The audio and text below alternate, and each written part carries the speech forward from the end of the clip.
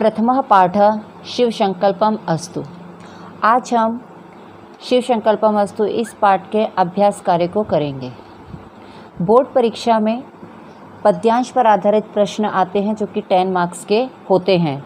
तो सबसे पहले हम पद्यांश पर आधारित प्रश्नों के उत्तर करेंगे। इसके लिए हम सबसे पहले पहला पद्यांश लेते हैं जिसमें रहेगा हमारा ओम यज जाग्रतो दूरम उदेति देवम तदु सुप्तस्य तथेवेति दूरंगम ज्योतिषाम ज्योतिरेकम तन्मे मनः शिव संकल्पम अस्तु।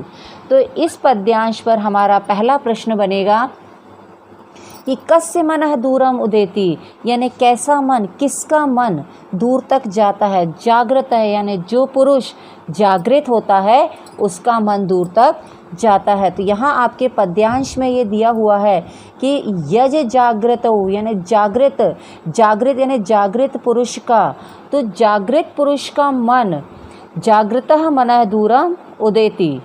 हमारा इसका दूसरा प्रश्न है कह दूरंगम अस्ति, कौन दूर तक जाता है।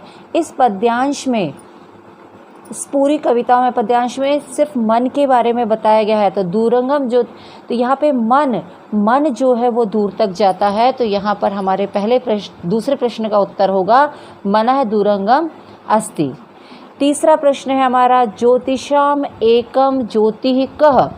ज्योतिषाम, अब यहाँ पे ज्योतिषाम जो है, ज्योतिषाम यानी इंद्रियों का, तो ज्योतिषाम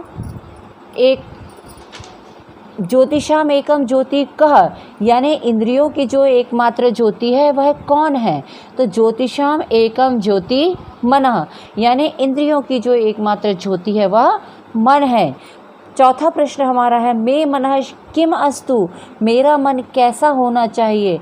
तो मेरा मन जो है वो कल्याणकारी विचार वाला होना चाहिए। तो यहाँ पे दिया हुआ है शिव संकल्पम अस्तु तन्मे मनः शिव संकल्पम अस्तु, यानी मे मनः शिव संकल्पम अस्तु।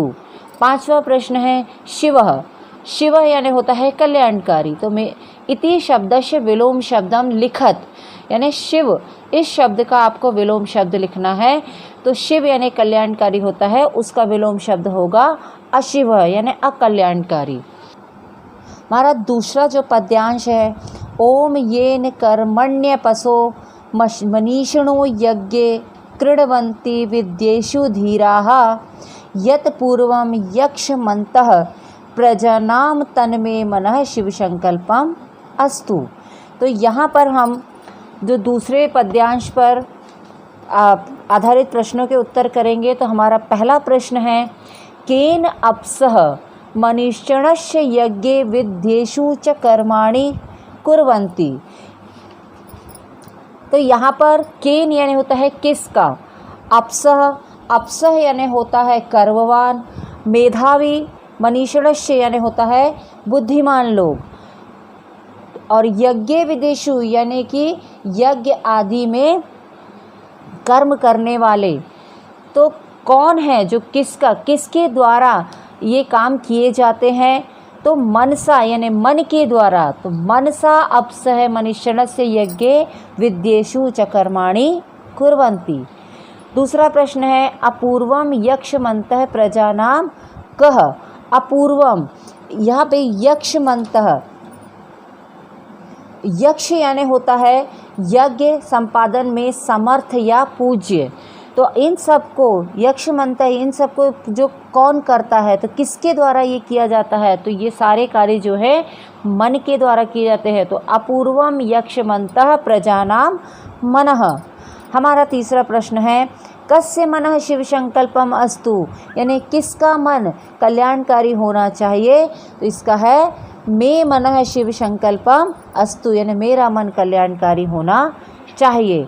धीराः यानी होता है मेधावी, यानी कर्म करने वाला। धीराः यानी मेधावी होता है। इति पदस्य विलोम पद लिखत।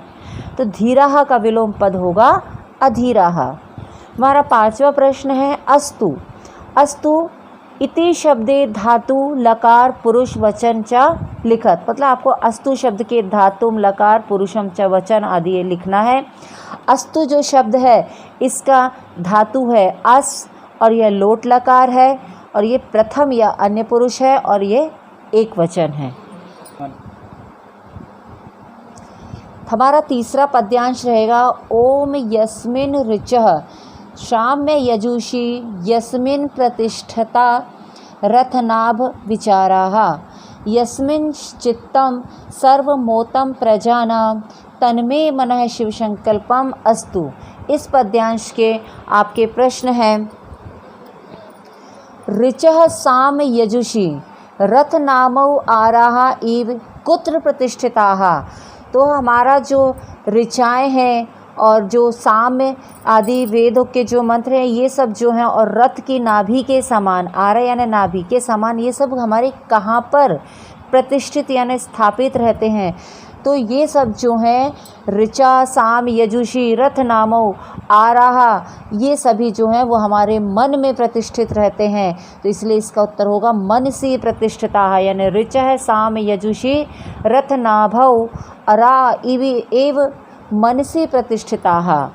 इस पद्यांश का दूसरा प्रश्न होगा हमारा रथ नामौ इव मनसी के प्रतिष्ठिताः।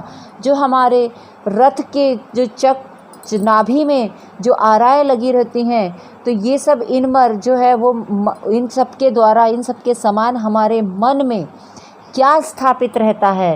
तो हमारे मन में क्या वेद साम्य यजुर जो वेद है वो प्रतिष्ठित रहते हैं। तो रथ नाभौ इव मनसी के स्थान पर आ जाएगा वेदाः प्रतिष्ठिताः। तीसरा प्रश्न है हमारा मनसी प्रजानां सर्वं किम ओतम। मन से प्रजानाम यानी प्राणियों का सर्वम यानी सभी कुछ किम ओतम यानी किम यानी होता है क्या ओतम यानी होता है भरा है भरा हुआ। तो हम मन सी यानी मन में तो सभी प्राणियों के मन में क्या भरा हुआ होता है। तो यहाँ पे आएगा मनसी प्रजनाम सर्वम। चित्तम चित्तम यानी होता है ज्ञान। तो हमारे सभी के प्राणियों के मन में ज्ञान भरा हुआ होता है। तो इसका होगा मनसी प्रजनाम सर्वम चित्तम ओतम। हमारा चौथा प्रश्न है प्रतिष्ठिताः। प्रतिष्ठिताः इति शब्दे धातुम प्रत्ययश्च पृथक् कुरुत। इस शब्द का आपको धातु और प्रत्यय आपको अलग अलग करना है। प्रतिष्ठिताः यहाँ पर आपके तीन अगर हम इनका अलग अलग इस शब्द को तोड़ते हैं तो हमें तीन शब्द अलग अलग दिखाई देते हैं। जो प्रति है ये जो है ये धातु के सामने यानी पहले लगा हुआ है इसलिए ये उपसर्ग होगा। और तिष्ठ तिष्ठ जो आपकी होगी वो धातु होगी और ताहा जो आपका कित प्रत्यय होगा। तो प्रतिष्ठिताः का अगर हम धातु प्रत्यय अलग करते हैं तो उसमें प्रतिधन ये उपसर्ग हो जाएगा। स्था जो है आपकी वो धातु हो जाएगी। तिष्ठ जो है उसकी धातु स्था होती है और कित आपका प्रत्यय होगा। इसके बाद हम पुस्तक के अभ्यास कार्य करेंगे। इसमें सबसे पहले हमारा दिया हुआ है एक पदेन उत्तरत लिखत। हमारा पहला प्रश्न है मनः जागृतः कुत्र उदेति। मन जो होता है वो जागृत हो में कहाँ तक जाता है। तो मनः जागृतम दूरम उदेति। प्रजनाम अंतः स्थितम किम। प्राणियों के अंदर क्या स्थित होता है। तो प्रजनाम अंतः स्थितम किम यानी मनः स्थिति। मन से ऋचे किंच किम न क्रियते। मन से क्या करना चाहिए। तो मन से कर्म करना चाहिए। एक वाक्येन उत्तरत लिखत। मे मनः किमस्तु। मेरा मन कैसा होना चाहिए। मे मनः शिव संकल्पम अस्तु। इसका दूसरा होगा मनसा सप्त होता कहतायते। मनसा सप्त होता कहतायते यानी मन के द्वारा 7 होताओं वाला क्या संपादित किया जाता है। तो मनसा सप्त होता यज्ञ किया जाता है सप्त होता के द्वारा। तो मनसा सप्त होता यज्ञ तायते। तीसरा प्रश्न होगा मनषी प्रजानाम सर्वम किम ओतम। प्राणियों के मन में समग्र मतलब क्या भरा हुआ है। तो प्राणियों के मन में ज्ञान भरा रहता है। तो मनसी प्रजानाम सर्वम चित्तम ओतम।